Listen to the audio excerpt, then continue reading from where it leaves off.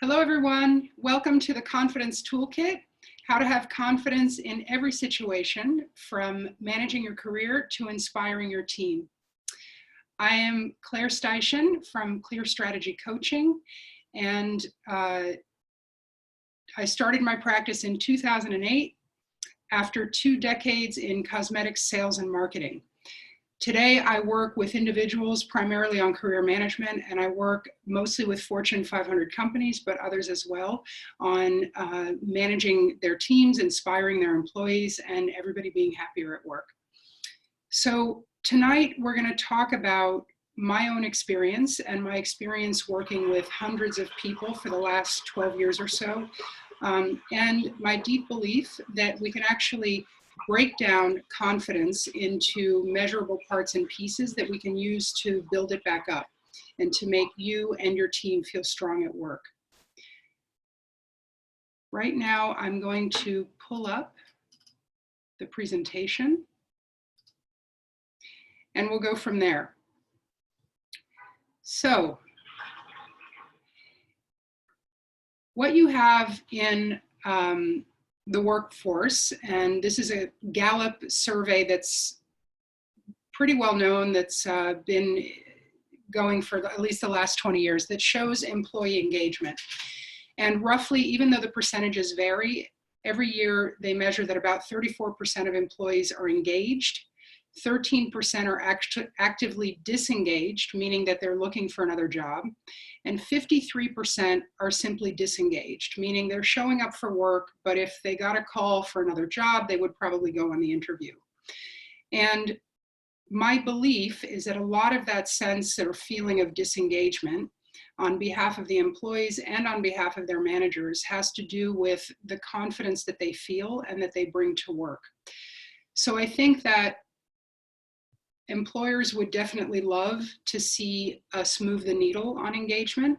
And I think employees as well would also really like to see movement on that, because people want to go to work excited and engaged and wanting to be there. So that's what we're going to talk about tonight.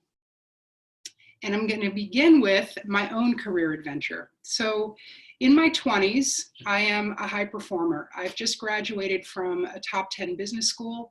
I'm working for one of the largest beauty multinational in the world.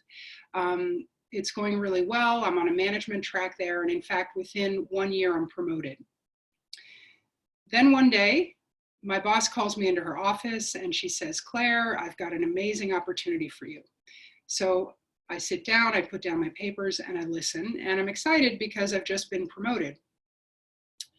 What she tells me is that in the course of a departmental restructuring that they're doing, they want me to go work for a vice president who is transitioning from sales into marketing. And this person needs support. They want to set her up for success. So they're going to give her a small account, and they're going to give her a junior person to help reverse mentor her.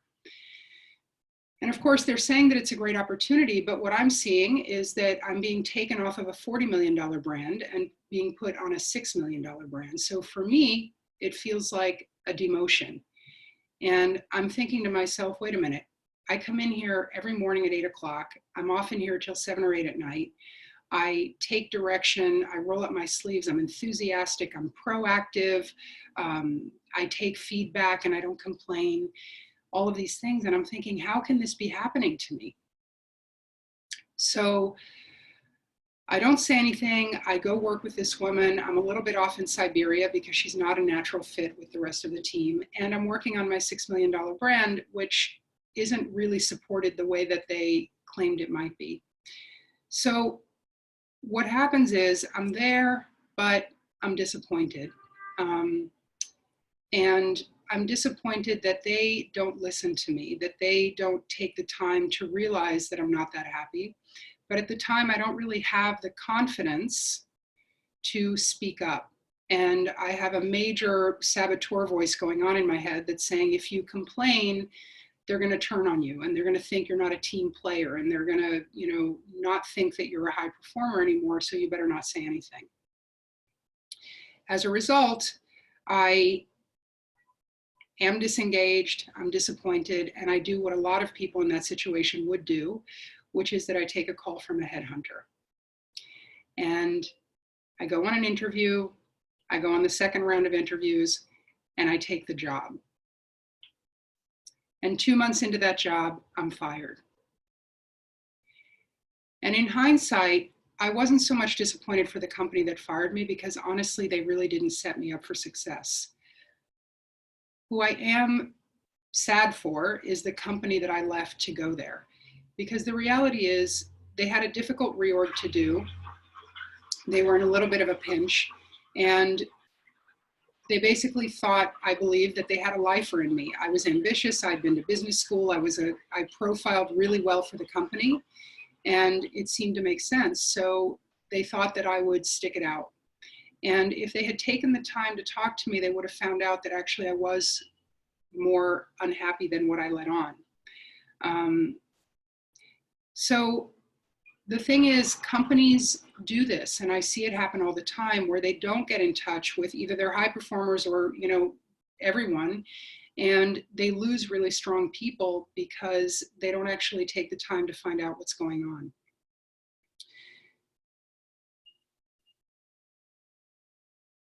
So I'm also sad for me in that situation, because what happened next is that I do the work that we're going to talk about tonight. I find out what I'm good at. I understand the value and my contribution to a team and to an organization. And I also, very importantly, learn to navigate my environment so that I can speak up without sounding like I'm whining. And so that, people continue to see me as a high performer. And what happened once I figured all that out is that I landed a fantastic job at a supplier where I was supported. I knew how to speak to my boss in mature ways. And within 3 years, my boss and I took our business from $2.5 million to $14 million. So that is what I believe can happen when employees have the tools to speak confidently about themselves, and when they have the confidence to speak up for themselves and navigate their environment, and when their bosses have the confidence to speak to them and to make sure they understand what's going on. So let's go on to my methodology, because what I believe is that actually, if we want to move that needle, right, managers and leaders both want things to turn out like my eventual version, right? Where everybody's happy, we're collaborating, and we're growing businesses. Out of my own experience, and then out of my experience working with others, emerged these 4 principles that I turned into I to the 4th power. The first one is impact, which is that it's not enough to know your strengths. It actually really matters that you understand how your strengths contribute to the whole, to the team and to the organization. So very often when I work with clients, we talk a lot about, I call it like my mini MBA. How does the organization work? Where do you contribute? Where do you fit in, right? So it's not just what you're good at, but what that means. The second one is influence. And I'm talking tonight in the umbrella of influence, specifically about how to have conversations. And influence is about being able to understand different styles, so that you can anticipate how different people will respond and you can adapt to them, which can be a very powerful piece of that. The second piece of influence is understanding your own triggers, which we won't talk about tonight, but it's super important. And then the third one, which we will talk about tonight, is about how to have conversations. And I think that a lot of us sugarcoat conversations, we avoid conversations, we sugarcoat feedback, I should say. And it's really important to know how to have these conversations. The third piece is initiative. And this is enormously important. You're not going to get ahead unless you stick your neck out. And getting ahead or not, you're not going to grow as a professional, as an individual, without being willing to take some risks and take some initiative. But that can be difficult. We're living in a very uncertain world. Things are very fluid. There's not a lot of mentorship in today's corporate world. And so it can be difficult to take action and to resist the urge to be a perfectionist. And then the fourth one is innovation. And this is really how all of this comes together when you work in a team. Okay. So tonight you're in the right place if you're an individual on this call and you'd like to be farther along, or maybe you want to take more risks and you don't really know how, or maybe you want to manage up better. You're also in the right place if you're a team leader, a senior leader, or an HR professional, and you feel like your team could be doing more, you just don't know how to get more out of them. You want to avoid or reduce turnover, right? And you do find it hard to provide feedback. So sometimes you hold back and then it just feels like it's harder to delegate and more work ends up on your plate. So those are the things we're going to talk a little bit about tonight. And I want you to know, you might realize as a result of this conversation that it's a little bit of the tip of the iceberg. And I did pick a couple of things because 45 minutes is certainly not long enough to go over these in great depth. If you would like more, I'm going to provide a way to do that at the end of the call. Okay, so we'll talk about that then. Great. Okay, within those first three I's of I to the fourth power, I've hand selected insights and perspectives that I wanted to share with you that are really some of my out of the ballpark hits. And these are things that I think when you can shift and make these realizations, they have an enormous, enormous payoff to how you approach things, how you see things, and to help you feel more confident and more positive and more powerful, more in control of your destiny. So the first one, again, is that a lot of us don't realize what we or our teams contribute. We're going to talk about that.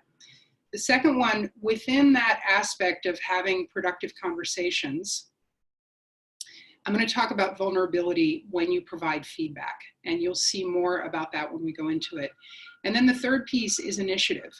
So too many of us don't know how to deal with failure. We don't know how to deal with our own failure and rebound. And by failure, I just mean small mistakes. Not everybody is going to get fired from a job, but in order to grow and be effective, you certainly might not do everything just exactly right all the time. And how do you deal with that and keep moving? And then a lot of us also, because we hold ourselves to a certain perfectionist standard, we also don't really know how to deal with our team's mistakes and really normal mistakes over the course of business. And how do you adjust and learn from that and still create a safe space for them to grow and learn, right?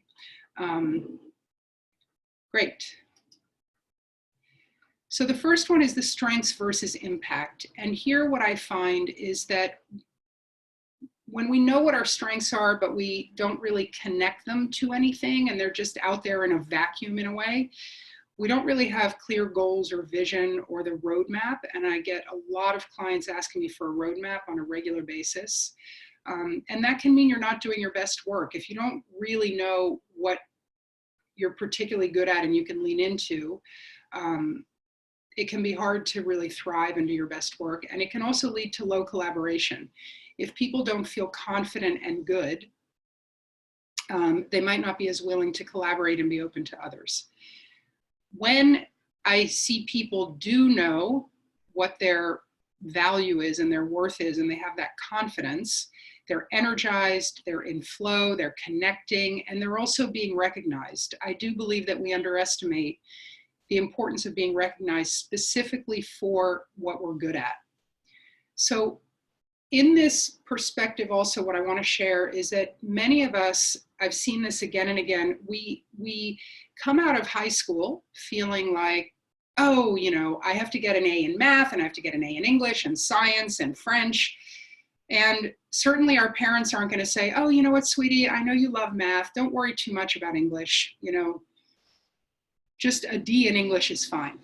And then we go through college in the same way. And the annual review process hijacks that kind of thinking a little bit, because bosses will tend to say, oh, gee, really good at this. Yeah, keep doing that. Great, blah, blah, blah. Can we talk about the areas for improvement? And we as individuals tend to be, many of us, high achievers, quite hard on ourselves. And I see it again and again when I'm with business school students, and they look at their evaluation and then they go right to the bottom. They just scan the top and then they go right to the areas for improvement. It's actually difficult to keep yourself in the areas of strength. It's difficult for us. It's our human nature that we don't like to be there. But what I have found is that when people learn their strengths and they're able to let go of the judgment around the things that they're not naturally good at. I'm not saying you'll never have to do a task again that you don't like. It doesn't mean you're completely free of that.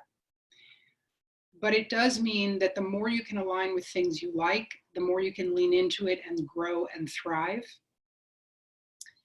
And the more you forgive yourself for the things you're not naturally good at and stop chasing after them, the more light and confident you'll be. So Peter Drucker, very famous management guru, said, it takes far more energy to improve from incompetence to mediocrity than to improve from first-rate performance to excellence. So strategically, just know that focusing on your strengths instead of your weaknesses is absolutely the way to go.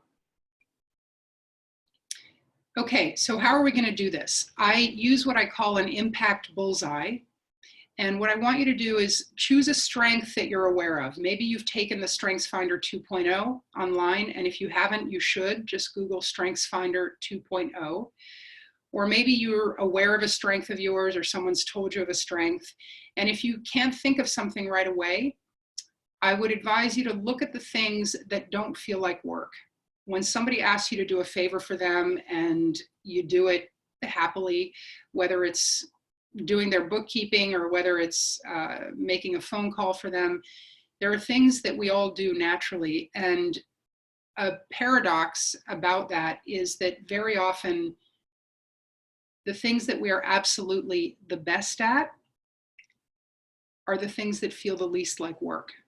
Our greatest impact are the things that feel the least like work. So think of one strength. I'll give you a minute.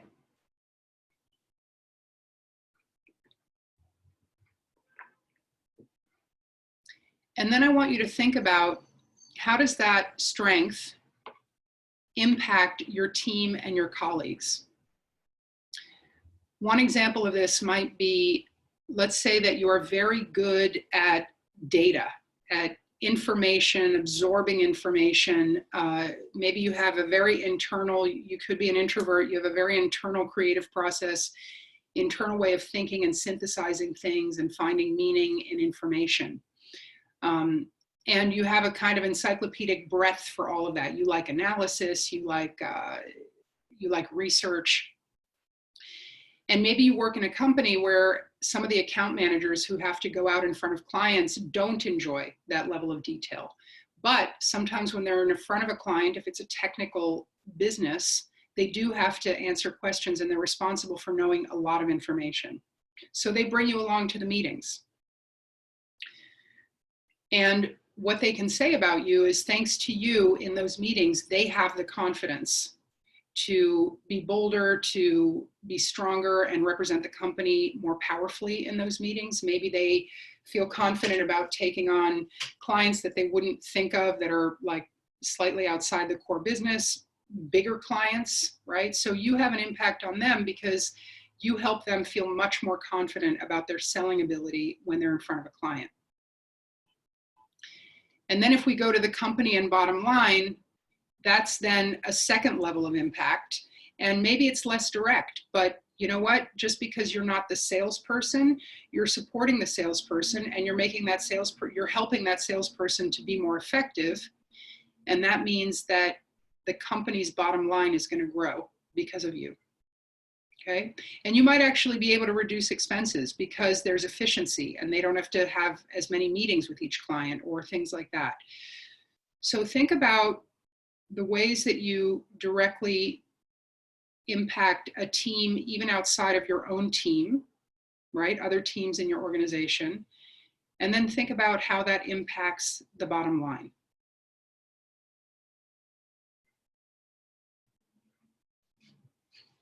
Now, another way to use this, if you're on this call and you are a leader and you have a team reporting to you, you can do the same thing by choosing one person that you want to focus on, either someone that you have difficulty with or someone who's actually really strong and you want to take them further and help them grow in the organization.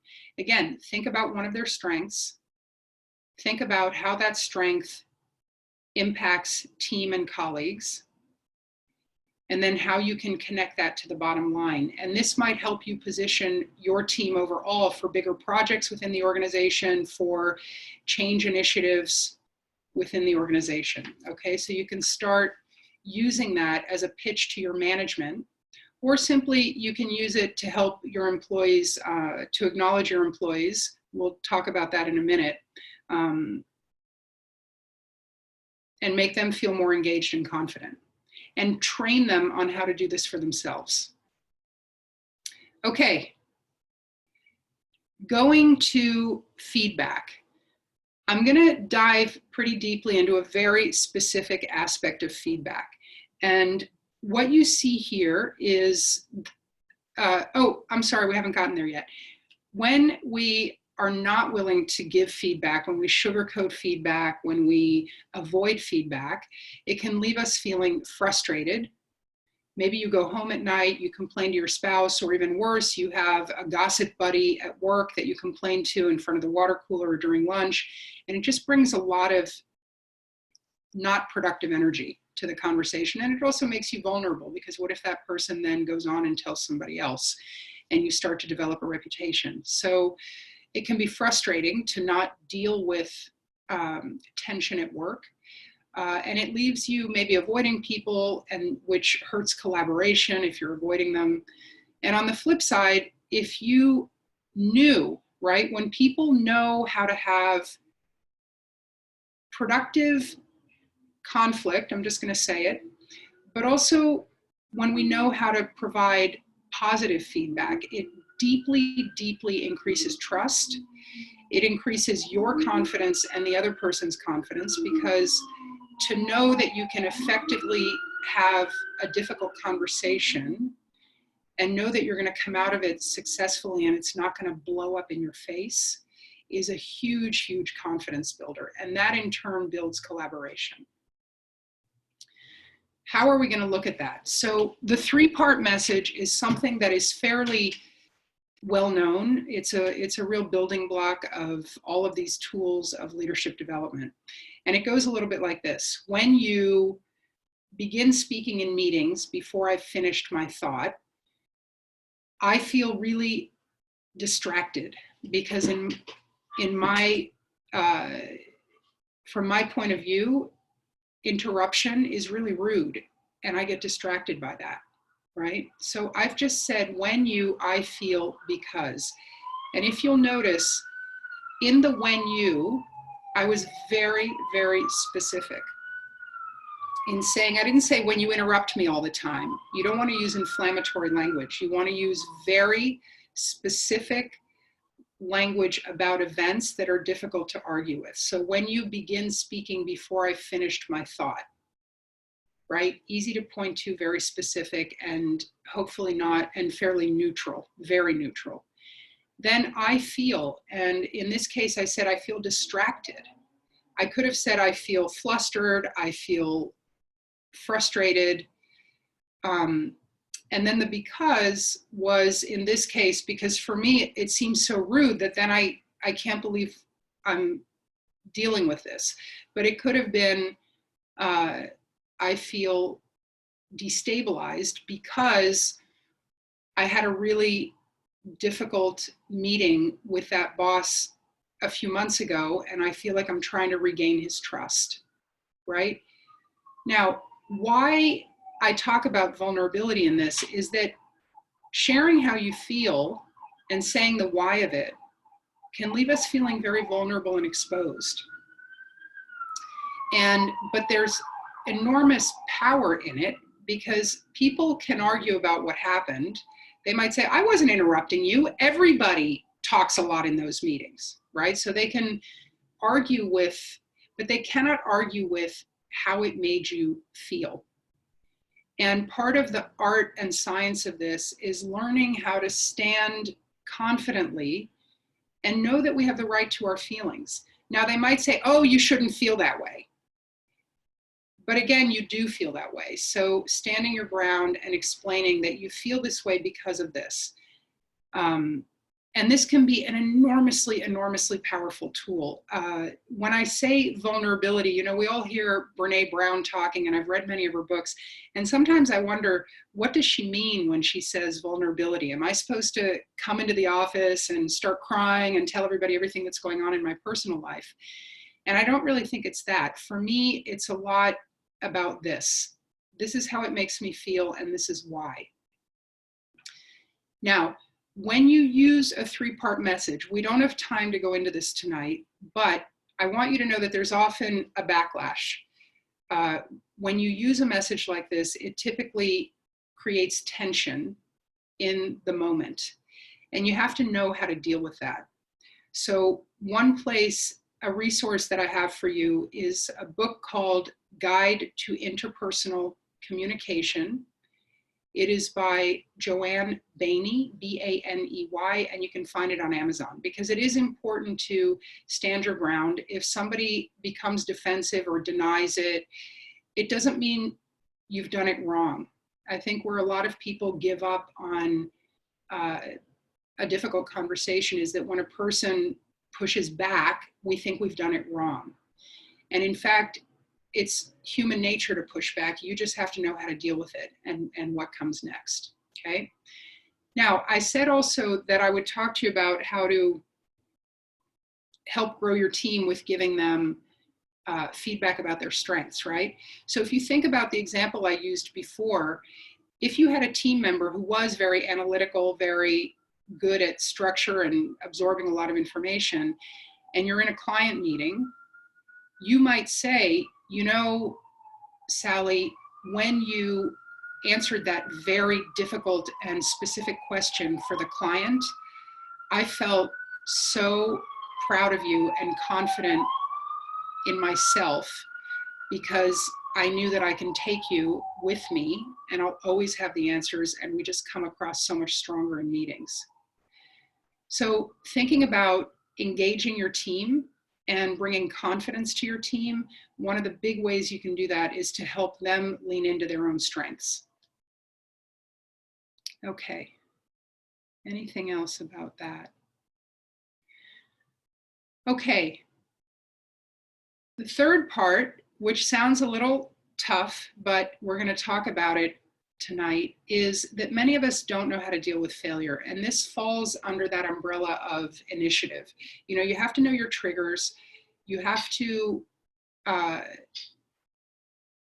be willing to start things and to jump off the high dive. And part of that is knowing how to deal with failure.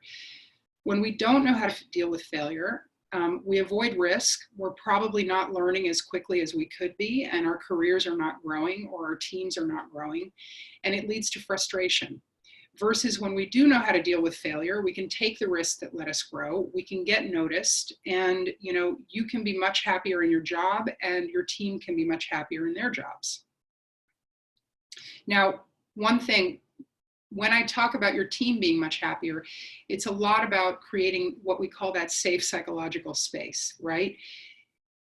Your team will take their cues on failure, first of all, by how they see you respond to failure. If you beat yourself up, they will learn that that's how things are done, versus if you forgive yourself and move on, they'll realize that that's the way to do things, right? And also, if you don't beat them up too much when they make mistakes, but you get to the bottom of it, you understand the why so that it doesn't happen again. But again, there are ways to do that without beating them up. So I'm going to say there's no such thing as failure, and then I'm going to take you through the 4 types of failure.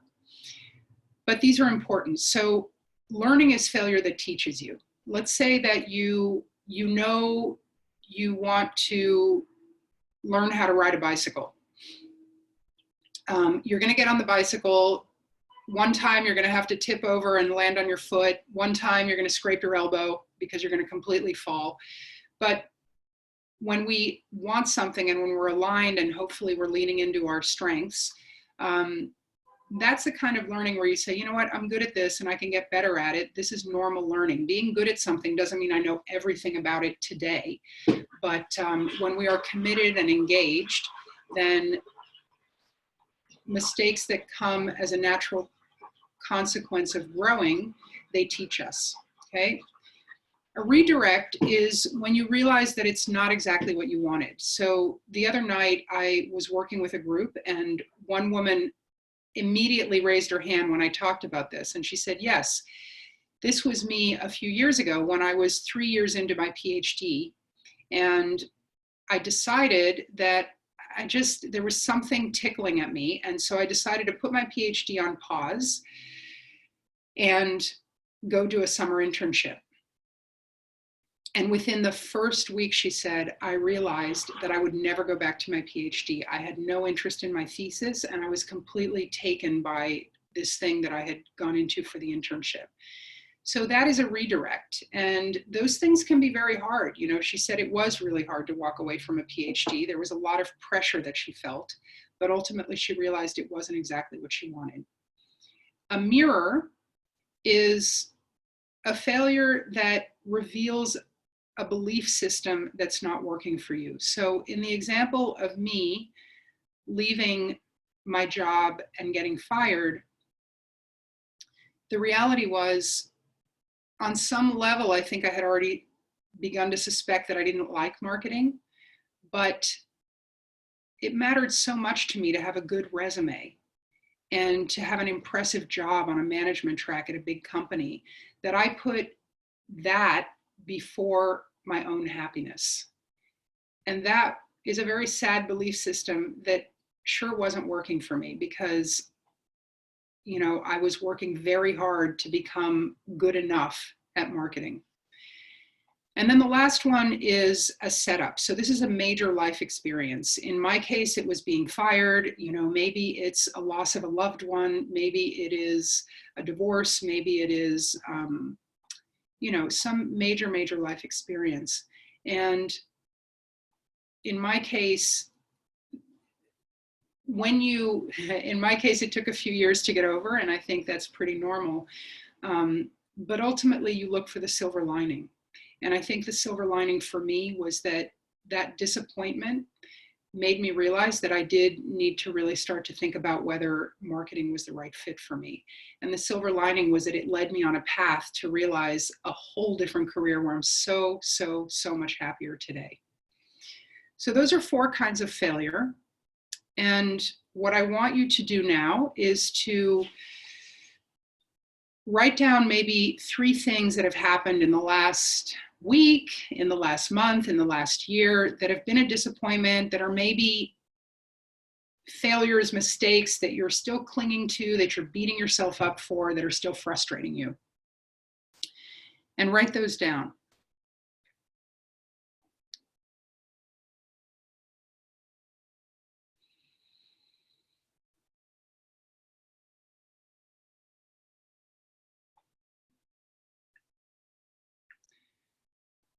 Okay, and then ask yourself, which type of failure were they? Are you committed to the thing where you failed or made the mistake? Then it would be something that teaches you. Is it starting to really reveal some doubt about that direction?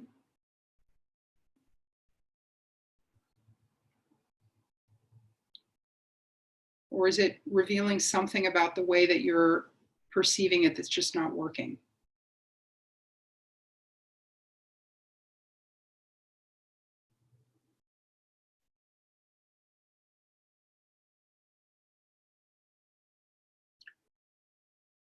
Okay, next I want you to write down some of the extreme thoughts that you might be having. I think when we make a mistake, we can imagine that it was so embarrassing. The people who were there must all be off somewhere repeating the embarrassing incident and laughing at me. Or that, you know, somebody sees your resume and says, oh my goodness, what is this person thinking, and sticks it in the garbage. Right? So we make up a lot about what's happening. And actually, I'll use that resume example because I see that so much, where people write an email, they take weeks to figure out just the right thing to say. They compose this email. It's often about a page and a half long. And they're convinced that if the person doesn't respond, it must be because they wrote such an embarrassing email, or their experience is just so awful that why would anybody ever want to hire them? And in reality, I often say, you know, the person reading an unsolicited email with resume attached is often doing it on their way home, you know, maybe on a suburban commuter train with a beer in their hand. So I say, you know, it has to fit into a screen the size of a phone. So we think that one thing is happening when something entirely different is happening, right? So write down your thoughts and then be kind to yourself. It's absolutely normal to go into fear and confusion when there's a failure, right? Or when something doesn't go the way we wanted or expected. And then ask yourself, like in the case of the person on the commuter train reading your resume, what is actually happening? Is it that you're incompetent and you should, you know, what were you thinking sending someone your resume? Or is it that that person is busy? They have a very full workload. Maybe they're a working parent.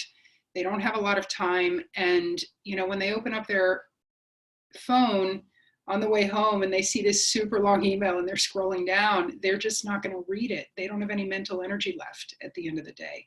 So they're going to avoid it. They're going to put it in their, you know, follow-up. And then if they never hear from you again, then that's the end of that, right? So think about what might actually be happening.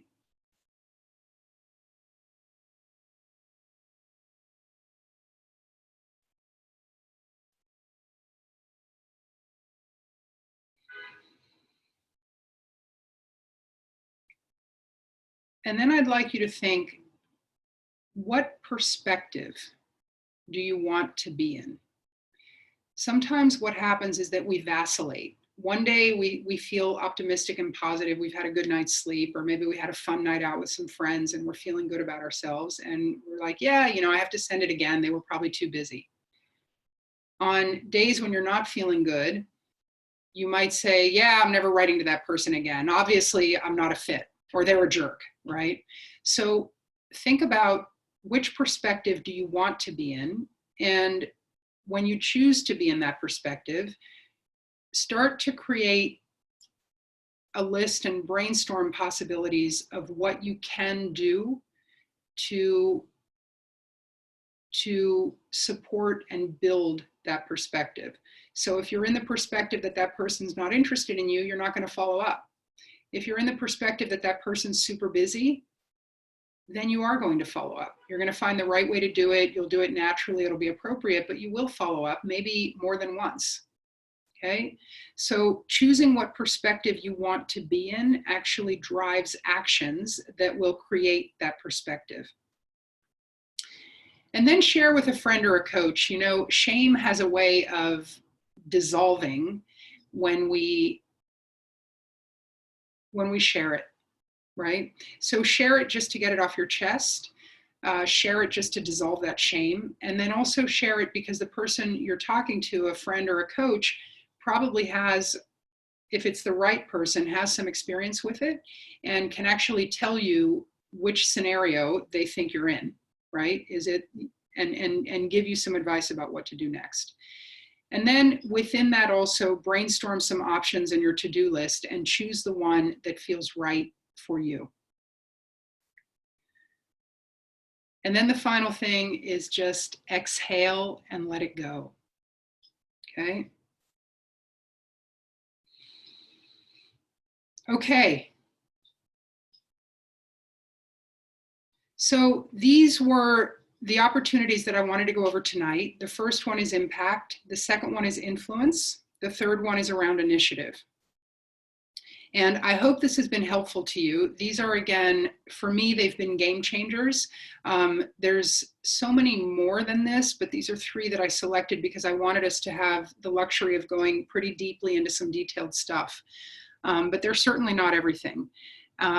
And I mentioned to you at the beginning that if this feels like the tip of the iceberg and you feel like you want to learn more and you're ready to think about either growing your team or growing the way that you manage your career, I want to give you the opportunity. So I mentioned that I've been doing this for, it'll be 12 years this summer. And basically my goal in all that time has been to give people the same feeling of control over their destiny, the same sense of agency and clarity and confidence that I got from learning this work. When I started my business, I can't tell you how many clients I had desperate to leave their jobs. They told me they couldn't spend one more day with crazy boss, punishing environment, right? All of that. But what happened as we worked together is that over the weeks and months, they learned how to manage their environment. And as a result of that, they ended up feeling better, feeling lighter, doing better, having so much more control again over their environment. And within a few months, I started hearing comments like, oh my God, Claire, you can't believe it. My boss wants me to take on more stuff at work. Yeah, we were leaving the office the other day and she said, wow, you did such a great job. Will you take care of the client call next week? And that year, half of my clients ended up not only not leaving their jobs, but staying in their jobs and getting promoted and then promoted again within another year or two. So these are powerful, powerful tools. Now, not everybody stays in their job. Some people do leave, but what I have found is that understanding whether it's time to leave a job, understanding whether it's time to replace one of your team members, these are big, big decisions. And it's important to take the time and do the work to figure out exactly where you are in that decision tree process, because it's not always obvious, right? And one of the most powerful ways I know is to have someone guide you, a mentor, a coach. I had this when I was doing it, and I do this for people today. So what I'm offering you, because you've been on this call, and I want to encourage you to continue your exploration, is a confidence breakthrough session. This is a 30 to 45 minute phone call, one-on-one with me. And in that call, we go over what does ideal performance look like, either for you or for your team. What do you want your career trajectory to look like? What do you want your team's performance to look like? We'll go over what challenges are actually in the way. And we want to get specific about this because sometimes it's easy to point to external challenges, but we also want to understand the internal ones that might be blocking you. And then we'll start a plan that can make you and or your team more effective. So we'll find some little low-lying fruit that you can take action on very quickly. So I'd love to have you take me up on that. If you are open to it and you want to, there is a link right here. And you can photograph it now, or you can just type it into your computer, and that will take you into a time trade calendar where you can just go ahead and sign up. Okay. So I hope that this has been meaningful for you. And let's go back.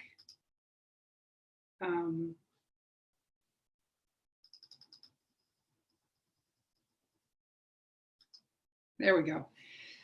So thanks again for joining me for the Confidence Toolkit. I hope that you have gotten a lot out of this and found great meaning in it. And I want you to continue to work on your career and work on inspiring your team.